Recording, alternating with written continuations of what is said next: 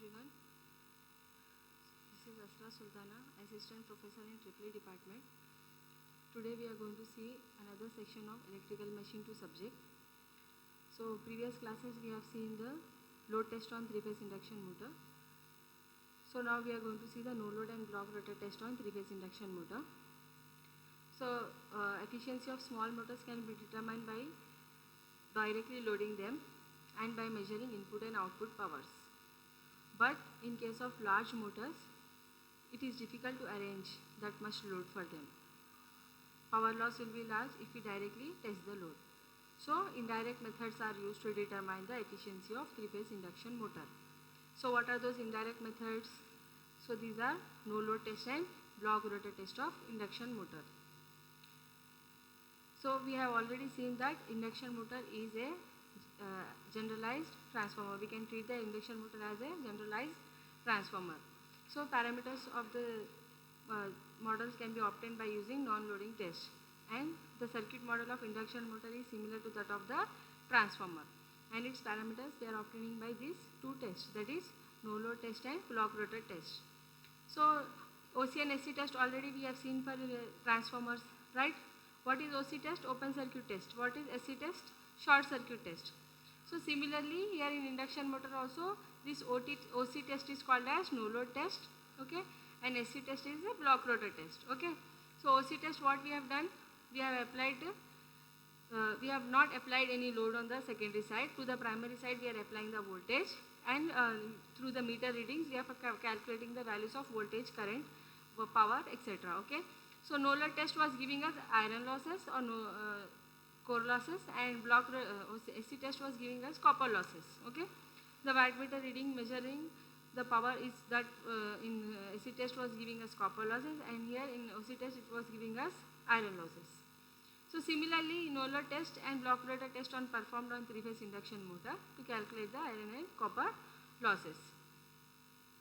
So what is the induction motor? Induction motor is having primary and secondary, but there we are having alternating flux, here we are having rotating flux, okay. So primary and secondary in the induction motor is nothing but stator and rotor, right? Already we have discussed this during construction and operating principle. So stator and rotor are nothing but here what? Primary and secondary in induction motor, okay. Now let us see what is a no load test, okay. No load test is similar to open circuit test of transformer, right? That's what we have discussed till now, right? So no load test similar to the OC test of transformer. So here we can see 3-phase supply at rated voltage and frequency is given. So we are measuring voltage with the help of voltmeter, and we are measuring current with the help of ammeter, and these are two wattmeters P1 and P2, okay. We are not giving any mechanical load here.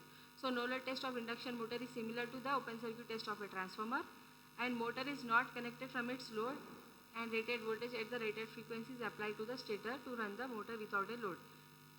So rated voltage and rated frequency is applied to the stator. Here we have written rated voltage and rated frequency is applied to the stator. 2 wattmeter method measures the input power of the system. Here we are using 2 wattmeters to measure the input power of the system. So what will be the power? Total power will be what? P1 plus P2.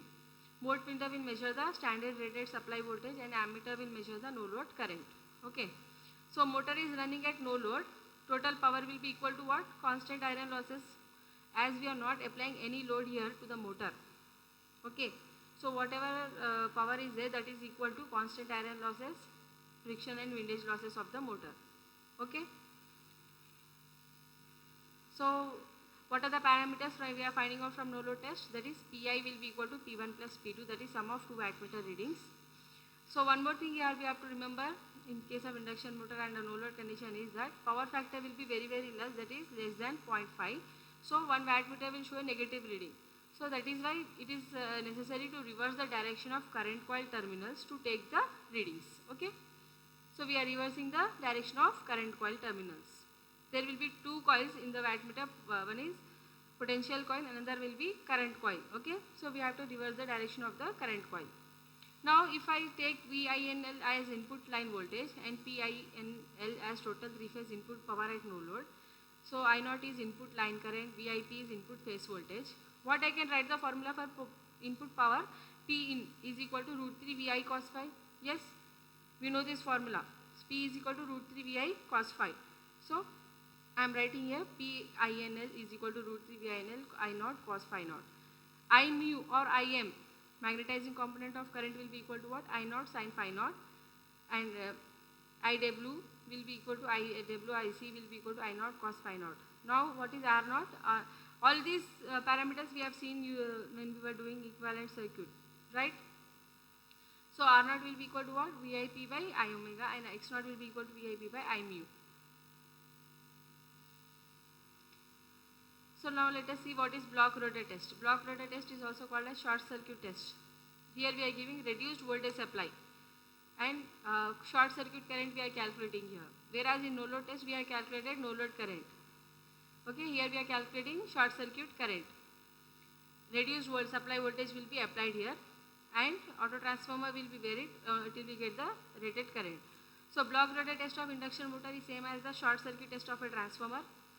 In this test, shaft of the motor will be connected so that it cannot move and rotor winding is short circuited. So we are short circuiting the rotor winding here.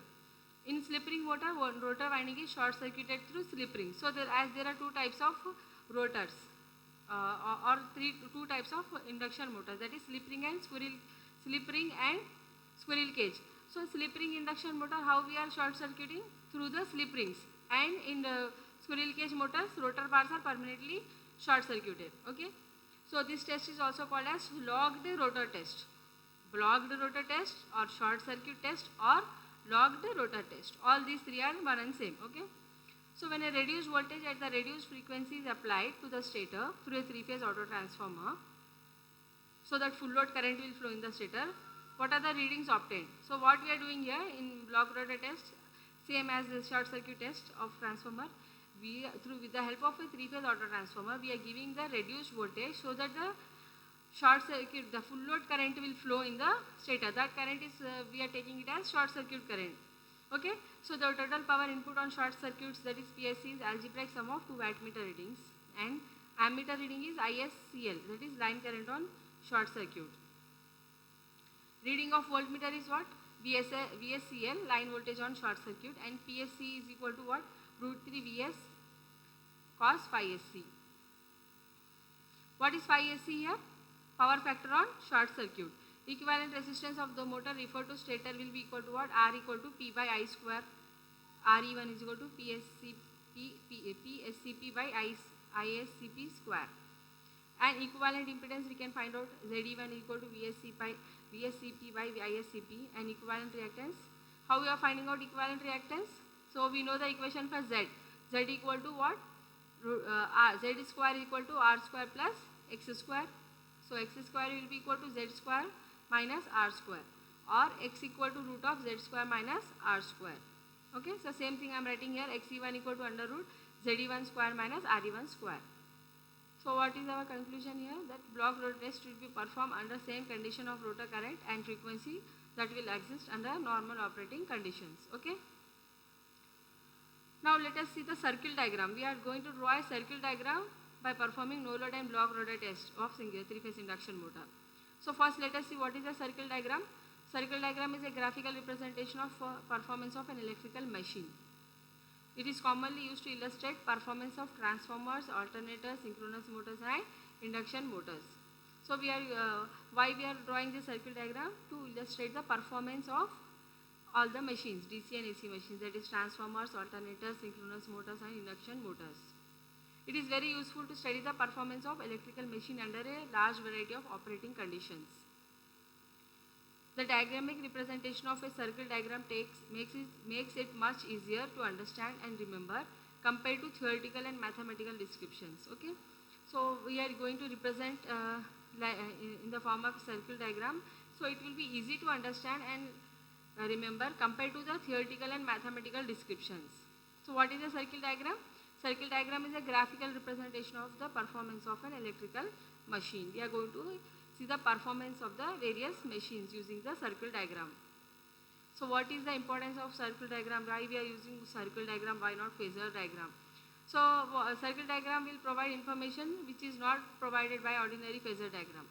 What is a phasor diagram or vector diagram? Already we know this, we have seen for so many machines, that it will give the relation between current and voltage at a single circuit condition. Okay, phasor diagram will give us only for the relation between voltage and current for a single circuit condition, whereas this circuit diagram can give us for more than one circuit condition. We can get the diagram of one plane for more than one circuit conditions. Okay, now if the condition changes, we need to draw the phasor diagram again and again, but a circle diagram may be referred to as a phasor diagram drawn in one plane for more than one circuit conditions. Yes, are you getting my point? What we are doing here, it is also a phasor diagram, but all whatever parameters we want, we are drawing it on a one single plane. Okay, more than one circuit conditions we are drawing it, then that is called as a circuit diagram, circle diagram. On the context of induction motor, we can get information about it. So what are the various information here? Our main interest is to find out the various parameters of induction motor. So what are the parameters we are finding out? Power output, okay, power factor, torque, slip, speed, copper loss, efficiency, etc. Okay, all these are the various parameters we are finding in a graphical or in a diagrammatic representation. That is, in the form of circle diagram, we are finding out all these parameters. So what are the tests performed to compute the data required for drawing circle diagram? That is no load and Bragg-Loder test. Okay. So after performing this no load and Bragg-Loder test, we are finding out the data from that and we are drawing the circle diagram. So in no load test, induction motor is run at no load and 2 wattmeters, and by 2 wattmeter method its total power consumed is calculated. Okay, just now we have seen that. So that calculated power is nothing but no load losses, right? So from no load test, what we are doing? We are running the motor at no load, and from these 2 wattmeters, what we are finding? We are finding out what is the total power consumed. That power consumed is called as no load losses. Here slip is assumed to be 0. From here, no load current and angle between voltage and current required for drawing circle diagram is calculated. Okay. So no load current and the angle between voltage and current required for drawing circle diagram we are calculating from no load test. Yes, once we see the circle diagram, you can understand this sentence. Okay. We are finding out the angle between voltage and current, and the angle will be as large as in the no load condition. Induction motor has high inductive reactance. So Bragg-Loder test, it is analogous to short circuiting secondary of a transformer, right? We have already seen this. So from this test, we need to calculate short circuit current and lag angle between voltage and current for drawing circle diagram. So similar to no load test, AC test also, what we are doing? We are finding out the angle between voltage and current for drawing the circle diagram. Also we need rotor and stator copper loss from this Bragg-Loder test. So this is the circle diagram here. I0 is the no load current, angle between this voltage, this y-axis is the voltage phasor. Okay, so angle between this I0 and voltage is phi and theta and I have taken. Okay, then next will be what? OC. Okay, I am drawing it from AC test, OC phasor. Angle between this and this voltage and this current phasor is theta B, right? So no load current and no load angle calculated from no load test is plotted. This is shown by line OA. Okay, OA is showing this one I0, and the angle between this I0 and this voltage is theta n, right? Second point, what I have written from short circuit test, a phase angle is obtained from Bragg-Loder test, that is shown by OC, and angle is theta B. OC is that line and angle is theta B, right? OC is short circuit current, angle is theta B. These points, is it clear everyone? First we are drawing the no load current I0, angle between this no load current and voltage is theta n.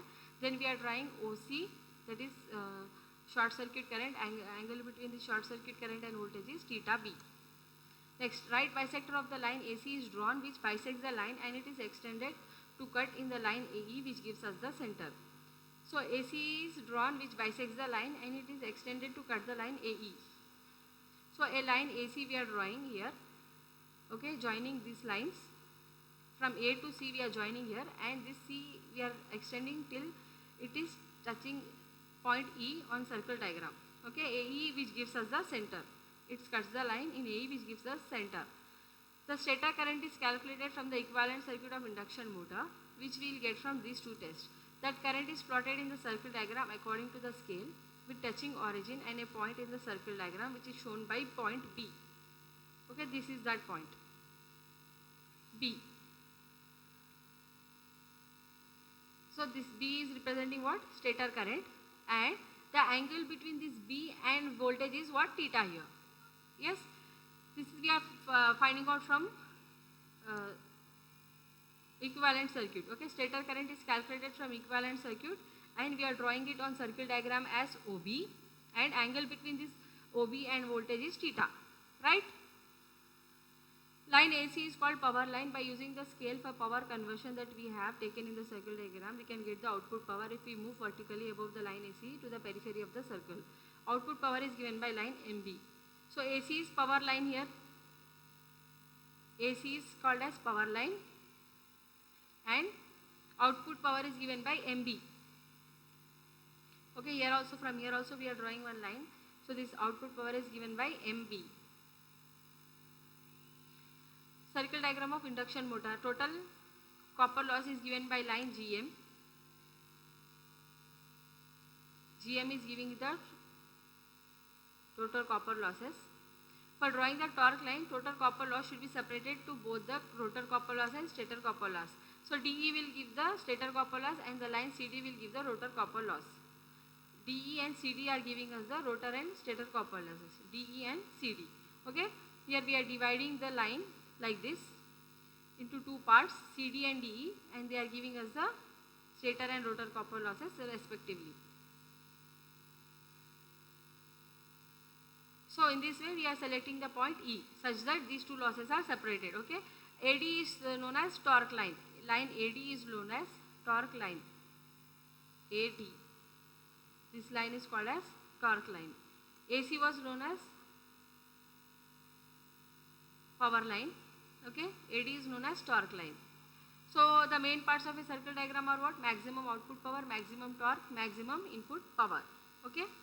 So maximum output power, maximum torque and maximum input power are the three parts of a circle diagram. Here I have shown here. So this is the torque line, and this torque line is dividing the two losses, stator and rotor copper losses, right? This is the maximum output line, MP. Here maximum torque line, torque. Then here you will get maximum input. Okay. MP is maximum output, QN is maximum torque, and RC will be what? Maximum input. And this is torque line. OE is called as torque line. OA is known as output power line, and AE and EF. So it is divided into two parts so that this one will be stator and this one will be rotor copper losses. So when the tangent to the circle is parallel to the line, then output power will be maximum. Point M is obtained by drawing a perpendicular line from the center to the output line and extending it to cut at M. Okay, maximum output power line.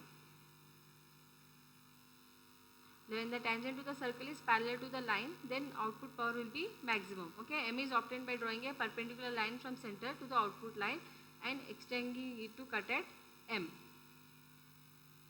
So from here to M, we are extending this, and this is called as maximum output line, maximum output power. So maximum torque now.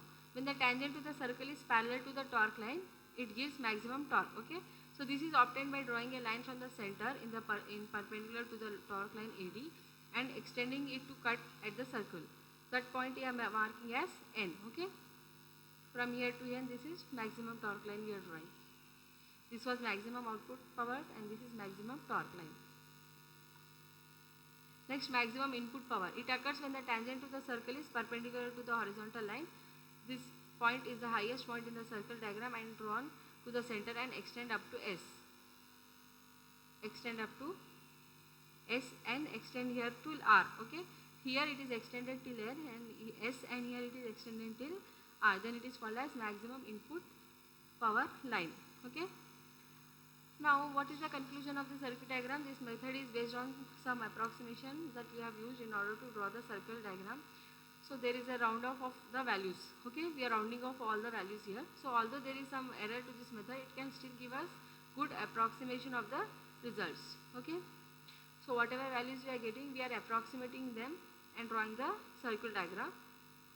So some error may be there, but still we can get a good approximation of the result. So main downside to a circuit diagram is that it is easy to interpret and read, but it is a time consuming to draw. Okay. So alternative methods will be mathematical formulas or equivalent circuit models we can use instead of this the circuit diagram. This will be the disadvantage of circuit diagram, that it is time consuming to draw this diagram. Although this can be approximated values we can get using this method, and some error may come, but still some approximation results we may get from this circuit diagram, right?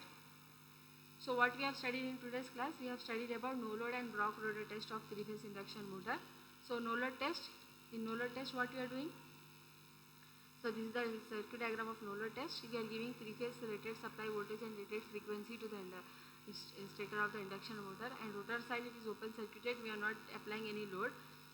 Then we are varying the variac till we get the rated voltage in the voltmeter and finding out the values of voltage, current and wattmeter readings. Okay. As there is no load connected on the secondary side or to the rotor side, whatever power or whatever losses are present, that is iron losses and mechanical losses, so that will be the total input. Okay, that will be power, total power we can say. So iron losses we are determining from this test. Okay. So voltage is varied till we get the rated voltage. Frequency is also rated here. Then we have seen block rotor test. In this block rotor test, we are giving reduced supply voltage till we get the rated current. Then we are finding out the values of voltage, current and this P1, P2, which is giving us the value of copper losses. Okay. This no load test, we are finding out iron losses. Short circuit test, we are finding out copper losses. Okay. So also we are finding out various parameters like resistance, impedance, reactance. Okay, from a short circuit test. Other than this current and power, we are finding out resistance, impedance and reactance from no load from short circuit test. Then we have seen circuit diagram. It is a graphical interpretation, graphical representation of the performance of electrical machine. So it is used to illustrate the performance of all the machines like transformers, alternators, synchronous motors and induction motors. So diagrammatic representation of a circuit diagram makes it easier to understand and remember compared to theoretical and mathematical calculations. Okay. So diagram provides information which is not provided by an ordinary phasor diagram. Phasor diagram will give the relation between current and voltage only at single circuit condition, whereas circle diagram is giving us the information of various parameters more than one circuit conditions on one single plane. Okay, we are finding out power output, power factor, torque, slip, speed, copper losses, efficiency, etc. from a circuit diagram. So to get the circuit diagram of an induction motor, we have to perform this no load and block rotor test. So from this no load and block rotor test, we are finding out the phase angles phi n and phi sc. Okay, here phi n and phi b we are finding out from no load and block rotor test, and from equivalent circuit we are finding out the current here, stator current, and angle is theta here. Then we are extending these lines C to E. Then we are separating a line torque with the help of this torque line. We are separating the stator and rotor copper losses. So CD and DE, it is divided at CD and DE, and this line AD is called as torque line and AC is called as power line, output power line. Then we have seen maximum output power, maximum torque and maximum input power. Okay, here maximum output, maximum torque and maximum input power from this circuit diagram we are finding out. Okay. Okay, thank you everyone. Thanks for watching the video.